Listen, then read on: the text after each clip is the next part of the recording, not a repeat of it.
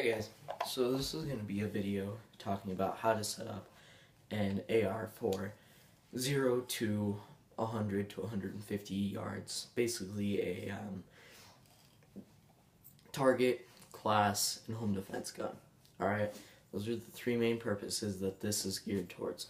Alright, so before anyone has an aneurysm about me having the mag in, or if I pull the bolt back or whatever, this is a magazine with no spring and no follower in it. As you can see, there's nothing in this, not even the components to hold a bullet. Okay, and on top of that, okay, the gun's empty. Alright, so don't have an aneurysm about, if I rack the bolt back or whatever. This magazine essentially is just a plastic tube, okay? Alright, so this rifle is one that I bought about a week and a half ago.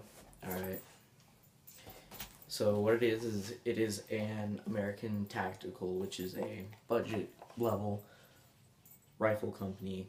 I have not had any issues with them. And I didn't put a whole lot through my last one because I didn't really like it. Put about 800 through that without any issues. I can't remember ever cleaning it. And I'll be doing a torture test on this one soon. These are great for budget, entry level things. Like I said, I haven't had any issues with them. I'm sure people before have. Test your stuff, make sure it's good. I will be probably replacing the bolt carrier group, which is the heart of the rifle. So more than likely this will be replaced. The bolt carrier group will be replaced. Okay, but I have not had any issues with this, and I've put probably about 100 rounds through this and didn't clean it. But like I said, I've only had this for about a week. Sorry, I've got my obnoxious ass dog here. Okay. So, move. Alright.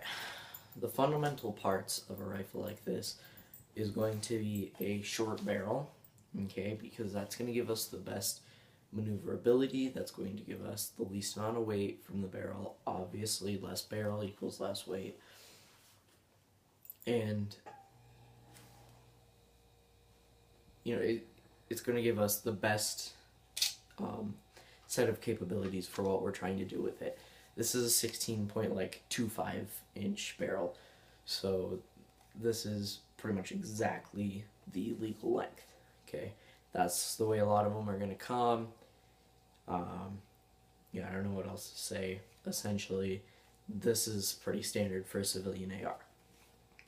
16 inches is pretty good actually, because with a typical 5.56, once you get past 18 inches and start going to 20, 22, 24, you actually will start to lose muzzle velocity. Assuming you're running, regular ammo and you're not running like really high grade or like match grade or something designed for a long barreled rifle, you will start to lose muzzle velocity and by extension accuracy.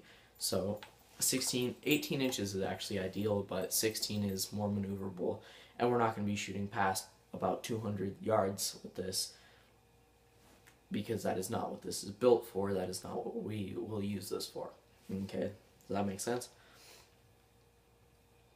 The next is you want to have a long handguard. Alright, this is important for recoil mitigation. This is important for properly maneuvering it. This is important for having your light not cast a giant barrel shadow. There's a lot of reasons why this is important, alright? And a lot of people, typically older people, will want to hold it like this. This is not good. Okay, this is not going to give you the optimum recoil mitigation. This is not going to give you the optimal maneuverability. And this is not going to allow you to handle a light, even with a pressure switch this far back. No. You're not going to be able to handle a light that is close to your barrel. So, you want to have something like, at least, if you're running a 16-inch barrel, at least a 13-inch. This is a 13-inch. Okay, preferably like a 15-inch or something like that. They were out of stock of 15-inch ones when I bought mine, so sucks to be me. Alright. Anyways, the next is a flashlight, and this is hugely important. This is the first thing you should buy right after some sort of sighting thing. Okay, lights are hugely important. I run a Surefire Scout on mine, a Surefire Mini Scout actually. These are decently expensive, so there's some other options out there like the Streamlight ones.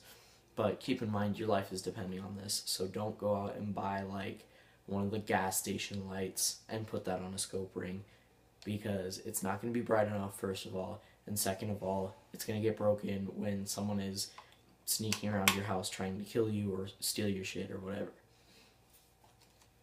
Also get a quality mount. This is a Magpul mount. These are like 30 bucks.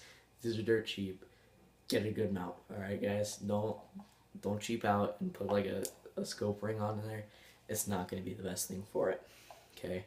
Also, you pretty much have two options, okay? Because you definitely, for 100 yards and in, you absolutely need ambidextrous capabilities. You know, assuming you can use both hands. Sorry, my phone was 20%. Anyways, I would suggest getting a pressure pad, okay? These are really nice because you can put it on top, and with a C-clamp, you can use the light from either hand, okay? And this also gives you a constant point of reference, which is important for consistency, because consistency breeds efficiency, alright? A grip is another important thing. I didn't have the money for a grip when I bought this, because I bought this, like I said, about a week ago. But I will be going with either an AFG or a BCM Gunfighter direct key-mod mounted thingy. Get something that fits closely to your barrel and get something that is comfortable. That's what's important, alright guys? And something you can manipulate your controls with fairly easily.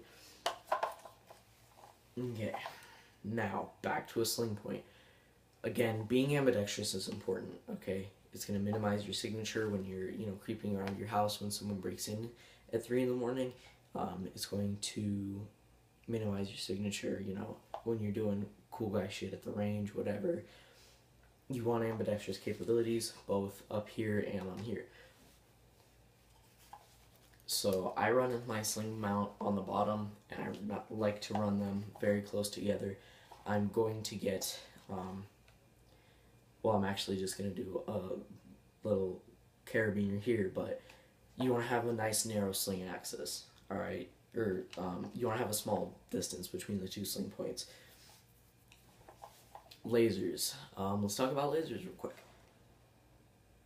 It's a bit of a disputed thing as far as like a home defense gun. I would say probably for a home defense gun purely, you don't need it. You don't need it, okay? If you're going to be running night vision, maybe you live on a ranch, or, you're a first responder or whatever. If you're in a situation that's not home defense, then it's feasible you're going to have night vision if you own night vision.